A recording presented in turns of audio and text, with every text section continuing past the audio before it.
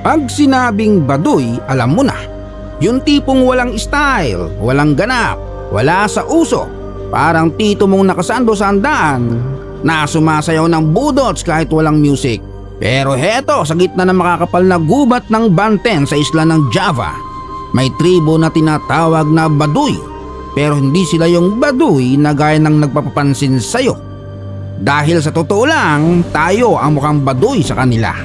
Habang tayo busy sa social media, dumadrama sa chat, gastos dito, gastos doon, sila naman tahimik, chill at may disiplina.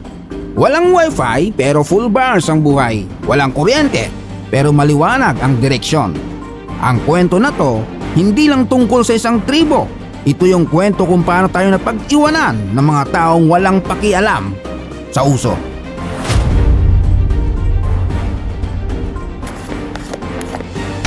Tito John's TV. Hindi sila milyon-milyon tulad ng mga keyboard warriors sa comment section. Ang Baduy tribe ay tinatayang nasa 26,000 hanggang 30,000 lang ang populasyon. Maliit na community pero solid ang disiplina. Dito walang stress sa bills, walang toxic na group chat, walang sin zone, ang meron, ibon, ilog at tahimik na konsensya. Para sa kanila, hindi pang negosyo ang kalikasan. Ito'y utang na loob na dapat bayaran at ingatan. Hindi lang sila basta nakatira sa gubat, sila ang security guard ng kalikasan. Walang sweldo pero may dangal. Bawal sa kanila ang basta tumabas ng puno, balahurain ang ilog, sirain ang lupa. Sa madaling salita, habang ang ibang tao nagkakalat ng basura, sila naglilinis ng mundo nang walang hashtag, walang palike, pa-share at pa-subscribe. May paniniwala sila na tinatawag na sunduitan. Hindi to pang Facebook quotes, ito'y pang tunay na buhay. Simple lang ang rule. Kung may gagawin ka, siguraduhin mong hindi ka kupal sa kalikasan. Kasi sa kanila, lahat ng bagay may espiritu. May respeto sa puno, may respeto sa ilog, at kahit bato na hindi nagtatago, abay nire-respeto rin nila. Kung sa atin maraming klase ng baduy, sa tribong baduy may tinatawag silang inner baduy at outer baduy. Ang inner, sila yung OG.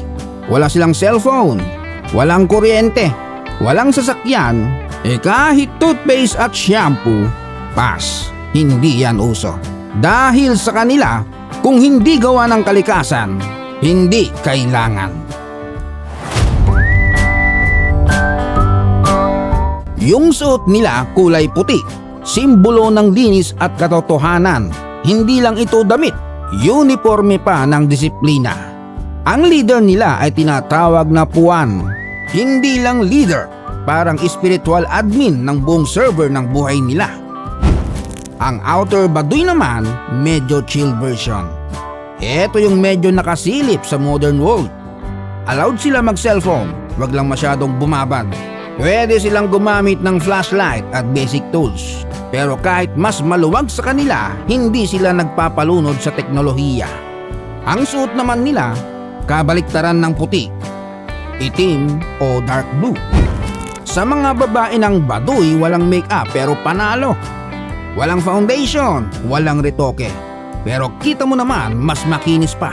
Sa kapitbahay mong panay ang palitada sa mukha.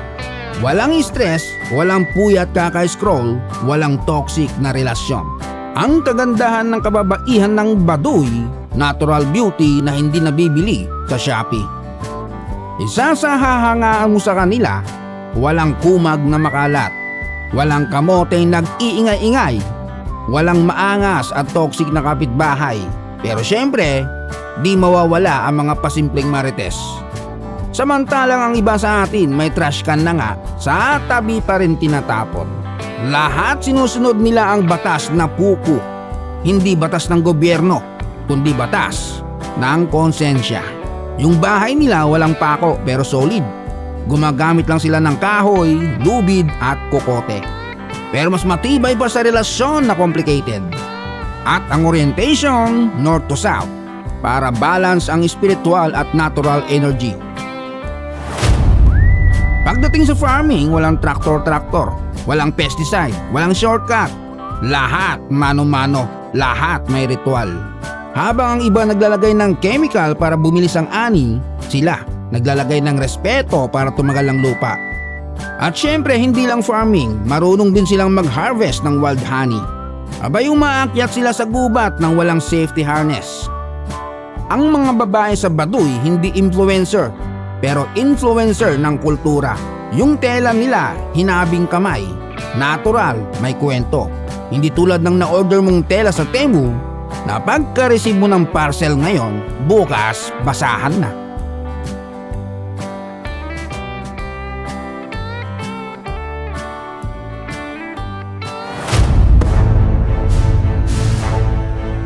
At heto ang isang tanong na tahimik na sumisiksik.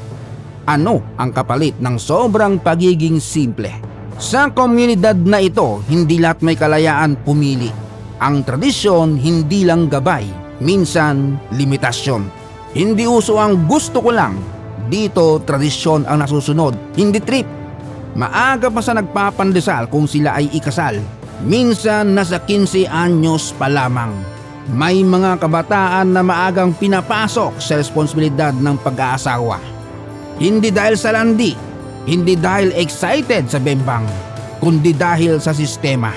Dito ang paglabag sa tradisyon, hindi simpleng pagkakamali. Pwede kang ihiwalay, pwede kang mawalan ng lugar dahil lang hindi ka sumunod.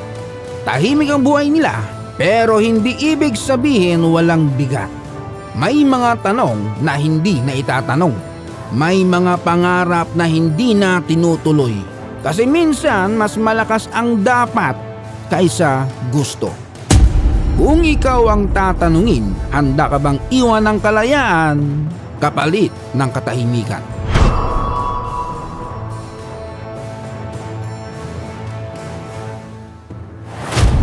Bago ka magpakabaduy, huwag kalimutang mag-like, share at mag-subscribe. Shout out sa mga Verginom and Dupaya family ng Canada, Ron Waldo Santos ng Frensa, Marilao, Bulacan, Andy at Janet Munoz ng Tabaco City, Albay, Wilma and Jaima Gumol, Manalang family ng Elk Grove, California, Allen Abinales ng QC, Dayang Jana Buklao ng Sitangkay, Tawi-Tawi, Solita family ng Valenzuela City, Molero family ng Davao Occidental, Arnel Barbershop sa Antipolo, Bumpanis 24 na nasa Riyadh, Saudi Arabia, Francisco Tambal and family ng Cavite, James Munoz ng Sampaloc, Manila, Romano Dahuyan ng Binangonan, Rizal, Tony Chichi ng San Pedro, Laguna, Sander Bukol ng San Miguel, Leyte, Akira from Japan, Ramil Diasis ng Northern Samar, Erlinda Baza, Rosemary Angel ng Puerto City, Palawan, at kay Albert J ng Butuan City. Salamat sa panonood, hanggang sa muli.